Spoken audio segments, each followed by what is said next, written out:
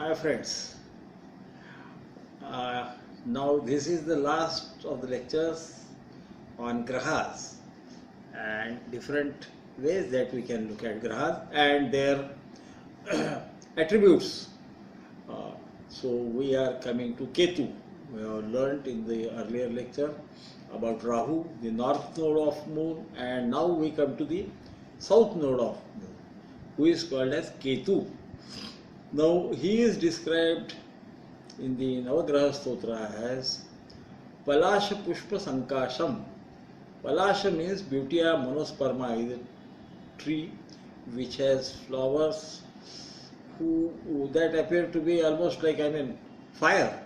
If you look the Butea monosperma in full bloom, you will see as if there is fire going on. Now that gives you an idea of Ketu. So, what is said is Palasha Pushpa Sankasham, like the flower of Palash tree. Taraka Graha Mastakam. Raudram Raudratmakam Ghoram. Tam Ketum Pranamamyaham. So, he is, there are two ways of interpreting Taraka Graha Mastakam.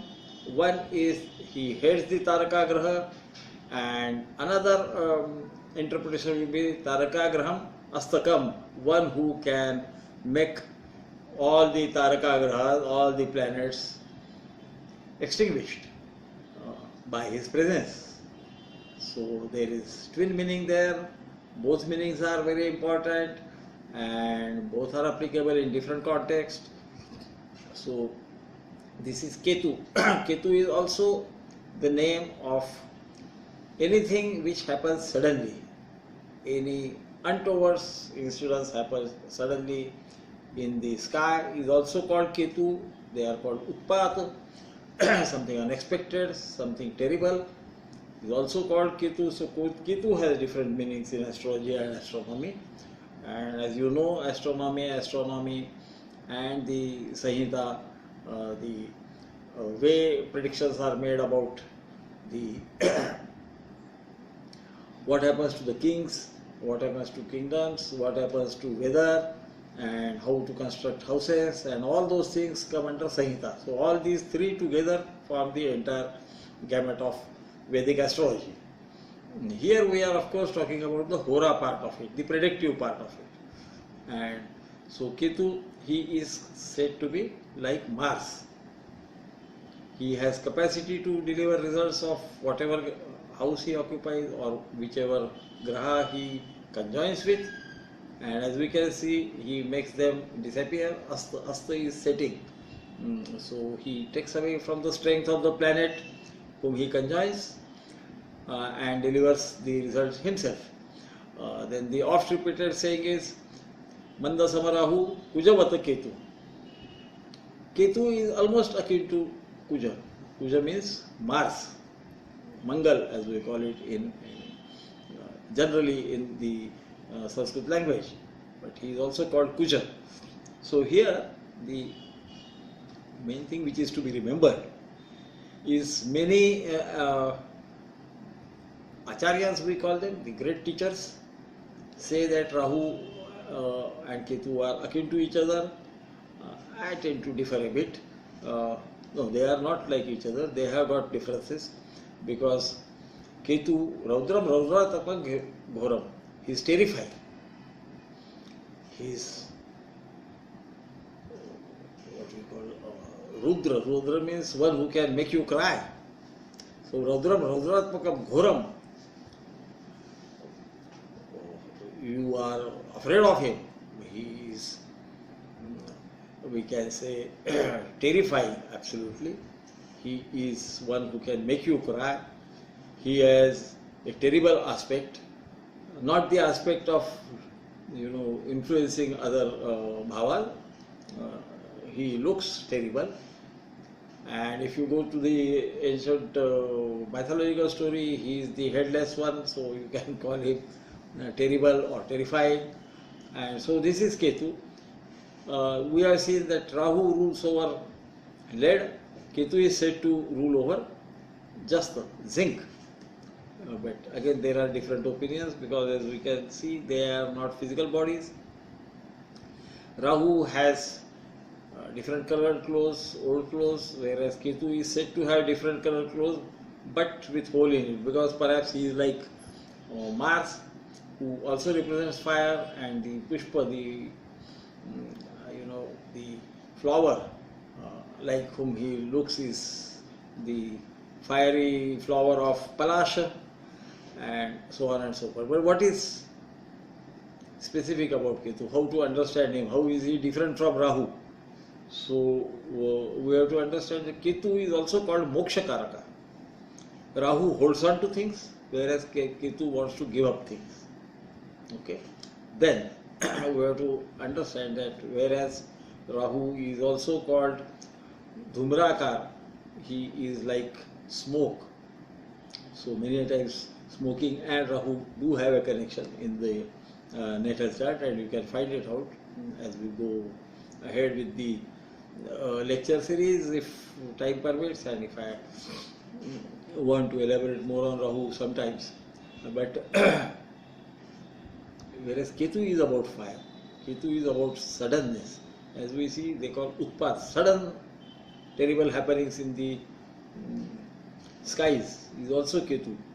So his action is, see, Ketu has a very typical sort of reaction to anything. It is sudden, as you can understand. It is sudden. It goes on growing over time. So if he is in Lagna, he can explode suddenly. It might be because of things happening over a long time, but when he comes out and shows his Rudra Roop, the terrifying Roop, that is when you can see him in his full operation. Though he is a Moksha Karaka, giver of renunciation, he can sometimes explode almost like a bomb, and suddenly. And that is why people are terrified of Ketu. And even his Pravanja, that is said to occur in the 12th house, is again sudden. So suddenness is part of Ketu. Explosiveness is part of Ketu. Also, logic is part of Ketu, because he is like Mars. Mars rules over pure logic, and Ketu is perhaps even more logical than Mars, because ultimately he is two ends of mana, the mind, operating in different pattern. Rahu holds on to things, whereas Ketu gives up things. Of course, for giving up things, you must possess things first. So always understand it. Don't just say something. Then another thing, in case of human beings, or rather progeny or siblings, Ketu is said to represent a different form of sex. So instead of male progeny or siblings, he represents either not having any, or he can represent female of the species, so sisters or daughters. So don't always say that since Ketu is in the 3rd house or 11th house, there are no siblings at all. No, generally there would not be any siblings, lower or elder to, younger or elder to the Jataka, or there could be female siblings, that is sisters. Same with the 5th house. In 9th house, he has a different role. He is called Shikhi, the tuft of hair. He is also called Dhwaja, the flag which flutters atop a temple. He is very rigid about his duties. When he is in the 9th bhava, that bhava is bhava of duties. That is, in natural zodiac, it happens to be bhava of Guru, who is both religion and tradition, and somebody who imparts knowledge.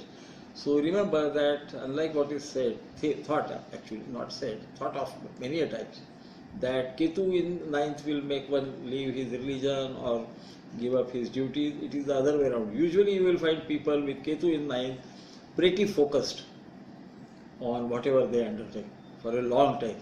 Some time or other they might shift from it, but it is after maybe 30 years, 40 years of being in something, they might give it up suddenly, but will again take it up. So Ketu behaves in different fashion at different places. Ketu in 5th can also indicate losing your progeny, not by death, but many times progeny may not remain with you. In 7th, he can explode at his wife. See, his explosive nature happens in the bhava that he occupies. Rahu can also give results of 7th from itself, but Ketu operates in his own bhava, and this also must be understood. He can give up anything, so Ketu in Lagna can even give up people, anything, his own body. So maybe you will find that many times people with Ketu in Lagna would not be very particular about their health. So may forget to eat or something which is sustenance, and that is their way. If they give up somebody, they will not even remember him and would not even feel bad about it. So this is Ketu.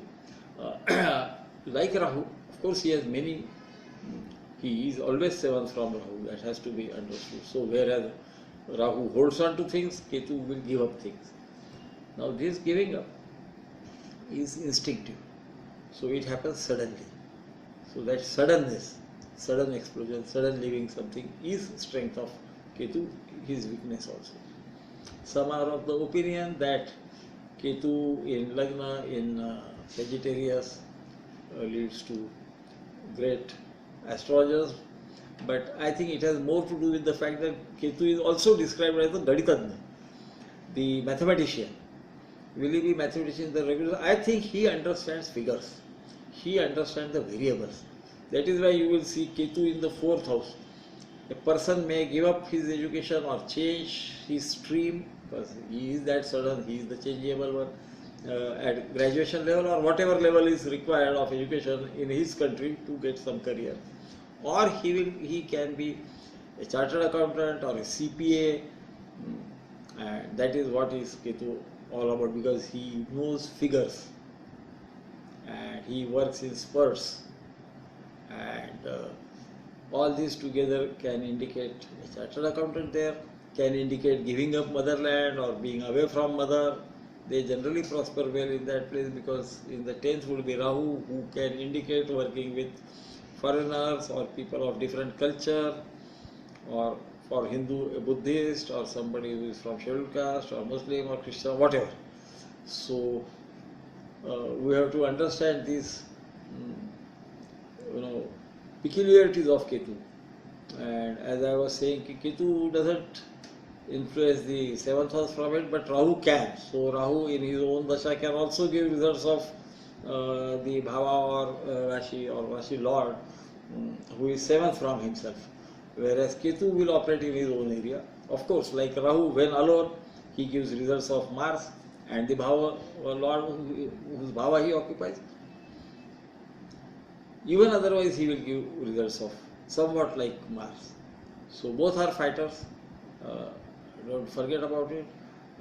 Though Ketu's fighting is only occasional. In spurts, it needs something happening for a very long time, and like some pressure cooker, gathering steam and then suddenly giving that what we call whistle here. It's a safety valve gets off and it releases and then again calms down. So Ketu, you will always see, if they burst out at something, he will also calm down very soon.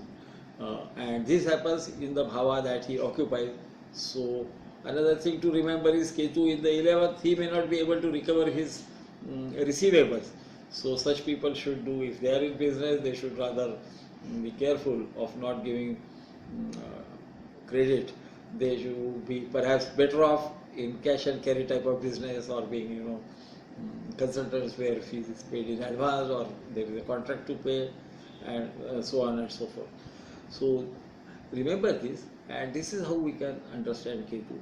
He is the angry one, he can fight back, he doesn't appear to fight back. Even sages or great souls can, if they think something is going absolutely wrong, can punish you.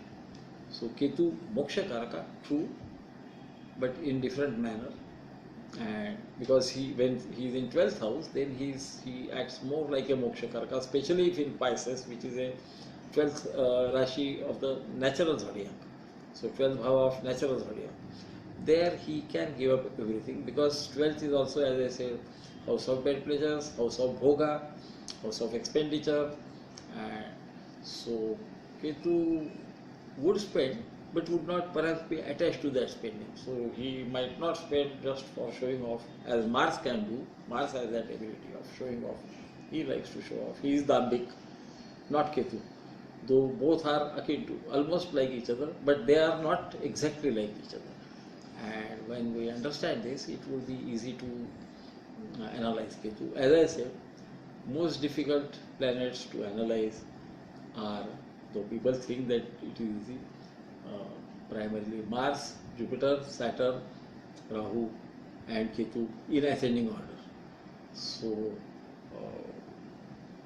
they have a long footprint in every Rashi, so naturally in every part of your life, if you consider the entire 12 houses as parts of your life, 12 parts of your life till you leave for the heavenly abode or wherever you can land because of your karmas. And so my dear friend, I think this is enough of Ketu. In Dashas, like Rahu, he can give results of Yadyat Bhavagato Vapi, Yadyat Bhavesha Sanyuto. They give results of whatever Bhava Lord they are with, or whatever Bhava Lord they conjoin with. They give results of those planets in their Dasha. Many a times, if they are with malefic, they can take away the strength of the malefic. So when malefics with nodes are in some place, it will always be difficult, because people generally think that they will damage heavily that bhava. They might not, and so don't be surprised. And so my friend, I come to the end of the series of lecture on bhavas, and I have already completed the series on bhavas. This is the series on grahas, the planets. And if you want me to talk on something else, do let me know. As I said, I talk extempore, so I will not be able to talk to script. And I welcome your criticism, your appreciation, and I learn from it. And if there is any question you want to ask, you can always ask on the YouTube channel, the small questions. Remember that this is not a channel for predictions, so please spare me that. If at all there is some very serious problem, you can write on the www.jyotishteachings.com, which is my site on which I write on different aspects of astrological principles, phenomena and other things from a different perspective. I like to bring out different flavors of astrology in different fora. So my book Vedic Astrology Demystified is a structured book leading from the basis in the scriptures going on to the analysis. JyotisTeachings.com talks about different aspects of the astrological knowledge, and so will you find that these lectures will be again somewhat different from what is given there. And my friends, if you like it, do let me know. I will appreciate it. If you don't like it, still do let me know. I will try to improve myself. And so I take your leave till either you suggest me some subject which you want to talk to me to talk about, or something that I think should be looked at from a different point of view, and which will be of help to astrologers at large, and even those who don't know astrology. If they listen to this, they should be able to understand what is the gamut of the entire gamut of astrology and how vast is the subject. The entire idea is so that people do not befool others in the name of astrology and fleece them, which sometimes happen in this Kali Yuga. So my friends, take your leave. Thank you very much for having given me a very patient hearing and your love and affection.